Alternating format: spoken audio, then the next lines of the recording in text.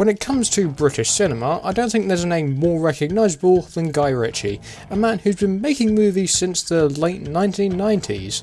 A lot of Ritchie's early work, such as Lock, Stock and Two Smoking Barrels along with Snatch, helped a majority of British actors in their careers, including Jason Statham, who seems to quite frequently work with Ritchie on most of his movies. But moving on, Guy's early work was also the catalyst for Matthew Vaughn's inception into the filmmaking world, having served as a producer on both of these movies, and to celebrate Ritchie's contribution to cinema, I'll be reviewing 3 more of his films, since I already reviewed Snatch, and so let's start with RocknRolla.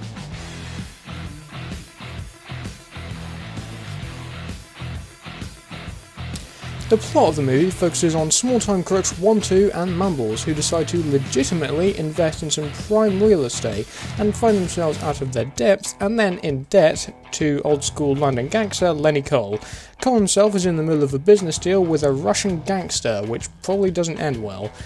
But when his accountant tips off 1, 2 and Mumbles to the details of an upcoming big money business transaction, the 2 scallywags swoop in and steal the cash, and then all chaos literally ensues.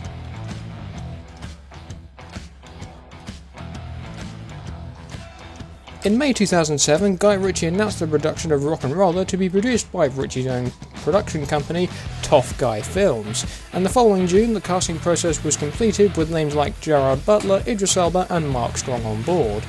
The movie then released in September of 2008 to mixed reviews, with the general consensus being, and I quote, "mixed reviews for Guy Ritchie's return to his London-based Cockney wide boy gangster movie roots, but most agree it's a step in the right direction following 2 major turkeys." Ritchie also said that RocknRolla was to be the first in the trilogy, with the sequel being titled The Real RocknRolla. But as of the time of recording, very little news is out there on the sequel and whether or not Ritchie plans to complete the trilogy with his 2 planned sequels.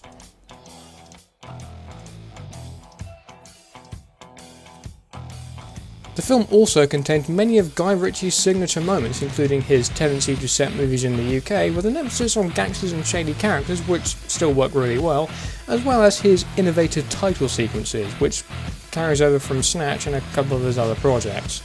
The film also contains some brilliant humour as well, which is down to Ritchie himself, who not only directed the movie but wrote the film's script as well, which is pretty good. So the film, despite how much I enjoyed it personally, isn't perfect according to a lot of people, but hey, not every film can be Oscar-worthy now, can it?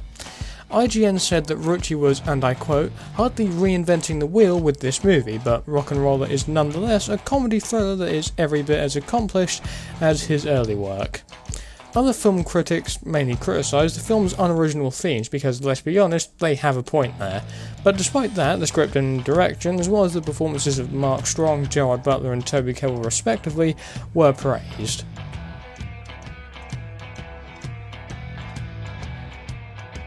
The cast of this movie features some very big names, including Gerard Butler, Idris Elba, Mark Strong, Toby Kebbell, Thandie Newton and Tom Hardy, so the cast naturally features some fairly big names who back then weren't as well known as they were today. Idris Elba, for example, has since made the jump to America, starring in multiple hits including more recently James Gunn's The Suicide Squad, which was released to huge critical acclaim. Tom Hardy as well gained a lot more reputation following his role in this movie, going on to star in Christopher Nolan's films The Dark Knight Rises and Inception respectively.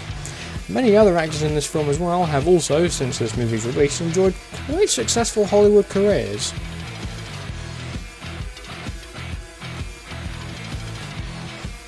Fun fact, on the day of filming the sex scene, Gerard Butler had a nasty throat infection and Thandie Newton refused to kiss him. Guy Ritchie then improvised and revised the scene into a very funny montage. Very creative, I've got to say. There are 2 characters in this movie whose names are a reference to characters in other movies. The character, Handsome Bob, played by Tom Hardy, is a possible reference to Jason Statham, who played Handsome Rob in the 2003 movie The Italian Job. And the character, Fred the Head, is similar to Doug the Head in Ritchie's previous film Snatch. The movie makes recurring use of the Black Strobe song I'm a Man in the soundtrack. Black Strobe became famous in the 1990s for their song Me and Madonna, referring to the famous singer Guy Ritchie's former wife. You can actually find inspiration from Guy Ritchie's work in a few of my projects, namely The Fortune and its opening title sequence, which you can find in the description.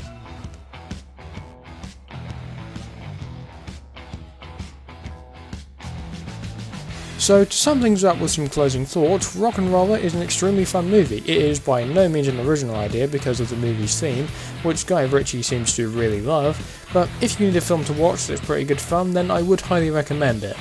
Don't watch it with the kids though. This isn't a kids movie.